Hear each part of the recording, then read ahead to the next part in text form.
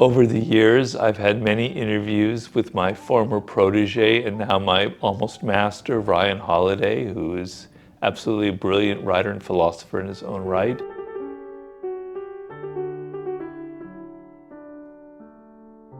And the following is a compilation of all of our greatest moments together and our best back and forth moments, so I hope you enjoy it. You want young people to resist the times. You can make yourself stronger than I ever could have been if you develop discipline, if you work against all of the addictions, all of the sugar rushes, all the dopamine fixes that people are surrounding you with. If you cut short your time on Instagram, if you force yourself to learn a foreign language, if you get your children to play the piano, etc., they're going to be the biggest weirdo in their neighborhood. People are going to wonder what's wrong with that. But they are going to be the masters of the future.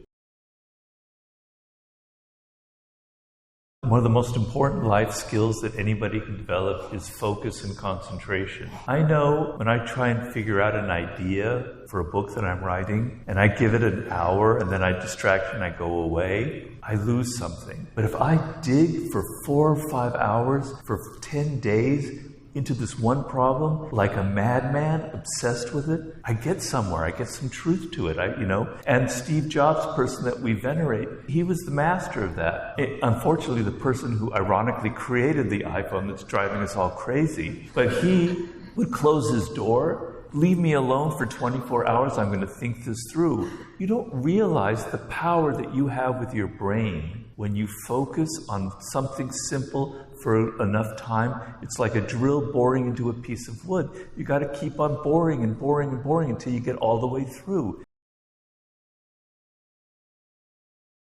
That connects to the thing that you and I made together, which is the Amor Fati coin. Yes. Which is the idea that it's also a Nietzsche phrase of sort of loving everything that happens to you, not resenting it, not fighting against it, not carrying around a grudge or a burden, but sort of embracing it and finding the good in it. Yeah. Where does that fit in with our human nature? It doesn't fit in because it's not natural to us. Our natural frame, our natural starting position is when something bad happens, why me? To feel sort of a grievance, to feel that things aren't fair, to feel that other people aren't giving you what you want or what you deserve. We start from a position of feeling kind of sorry for ourselves. Right. We deserve more than what we're getting. And so a lot of what I'm talking about in this book is overcoming some of these natural elements in human nature and turning them around and using them for another purpose, another way. And Amor Fati is very powerful in that you train yourself to accept everything that happens. It's sort of a banality to say that things happen for a reason, but there's some truth to it. For Nietzsche, it was, this is life. Life involves pain. Life involves adversity. You're going to die one day and it's not going to be pleasant. Your friends and family members, they're going to die one day and it's not going to be pleasant. You're going to have failure in life. People are going to hurt you. But that is life. That's what it is. So to resist that, to be angry about that, means to not love life itself. My philosophy has always been you have to make ideas your own. Mm-hmm. You have to take what somebody teaches and you have to put it into your own experience. It can't just be these dead words that you kind of digest that have no relevance to your daily experience. You have to take them, they have to come to life within you, within your own experience. So you read a passage and it's not maybe what I'm really going through right now, but you kind of maybe recall some experiences in the past that might be relevant. And then the second day you come upon something that is maybe a little bit closer. And then as you go through it more and more and more, that kind of soaks in and you see more and more access points to your daily experience. And then it can kind of become something that you internalize. Success early on is very, very dangerous. And I can say for me, I had nothing but failure until I was 38. My parents were starting to get really worried about their son. I had 50 different jobs. I had never worked more than 11 months at one job. So I knew failure, man. I knew what it's like to work in the worst, most boring offices with all the worst politicking going on. So I could never take it for granted. I could never rest on my laurels and go, wow, I'm successful. It's not a drug. You know, I knew how hard it was to get there, and I knew each time I write a book, it could fail. You know, even at this point, I still think my books are going to fail. It's terrible to wait till you're 38. It's better to do it when you're 24, but it's also a blessing in a way. Amor Fati.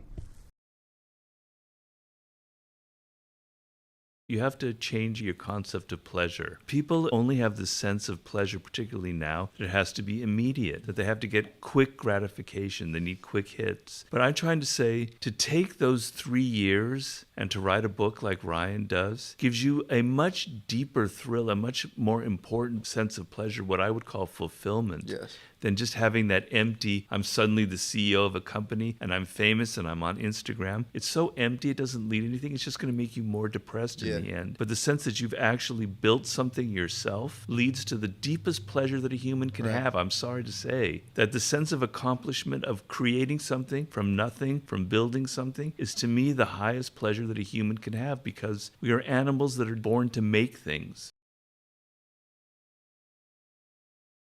The key to everything is actually being strategic with yourself and looking at yourself and being honest with yourself. So if you figure out what your life's task is, if you figure out I was meant to start a business or to write a book or whatever, and it really connects to you, and you have a great love and excitement about it, then when people are being political and they're trying to distract you or they're giving you bad advice, you have the energy to move past it. But if you're filled with doubts and insecurities, if you go, I kind of want to write a book, but maybe I want to start my own restaurant, or maybe I want to write poetry, or maybe I want to be a rock star, it's never going to add up to anything, right? And then when people come up with their bad ideas, or they're political, or they're envious, you'll fall for it. So you have to have a real good, solid sense of who you are, what makes you different, and what you love.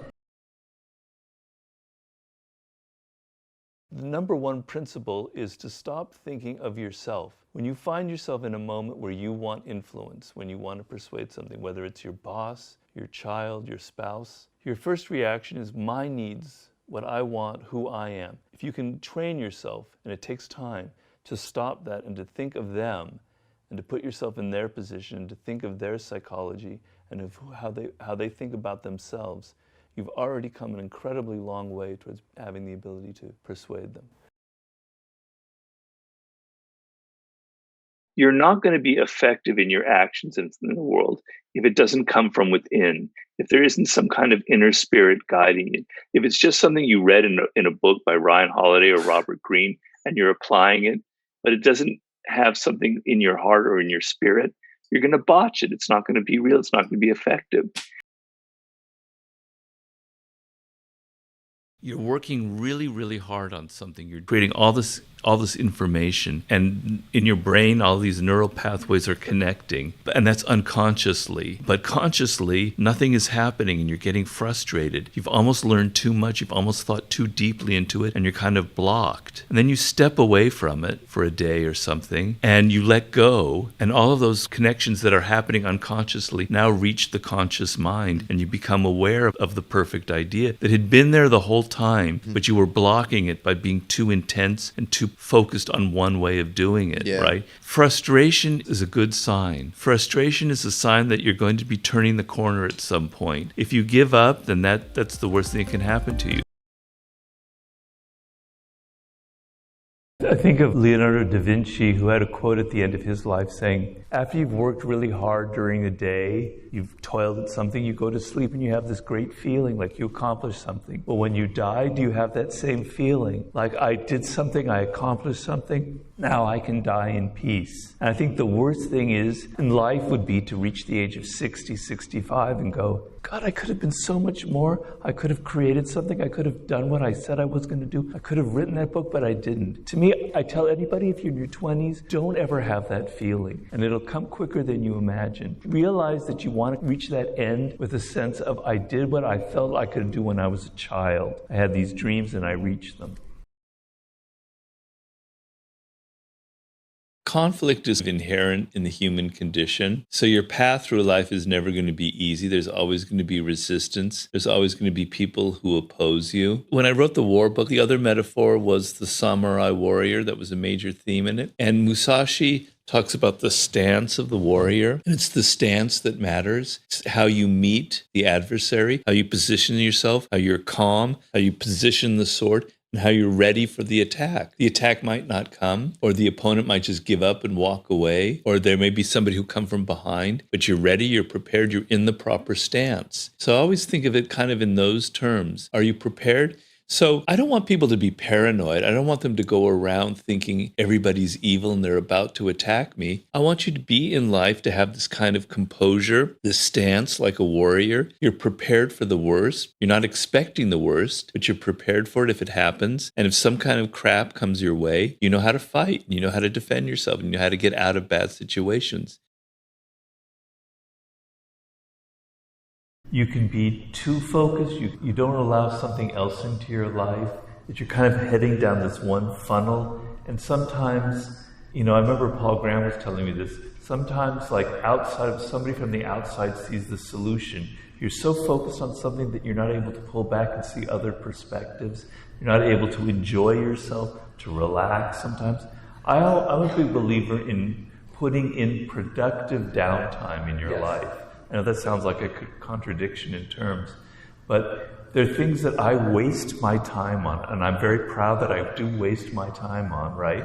Like certain sports websites. What do I get from that? I get nothing. Sure. But I take my brain off of this thing, and it kind of relaxes me, and I find it very helpful. If I was continually thinking about these problems, I would have had a heart attack by now.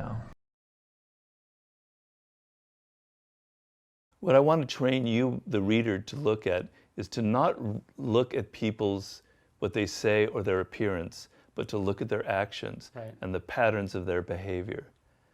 So for instance, I talk about Howard Hughes in chapter 4 as somebody who's got a very weak character, who was a horrific businessman, and people were lured in by his image of this sort of maverick aviator, kind of great Hollywood person, etc. But if you looked at the patterns of his behavior, you would have seen that he was actually quite toxic. So stop looking at what people say about themselves and look at their actions.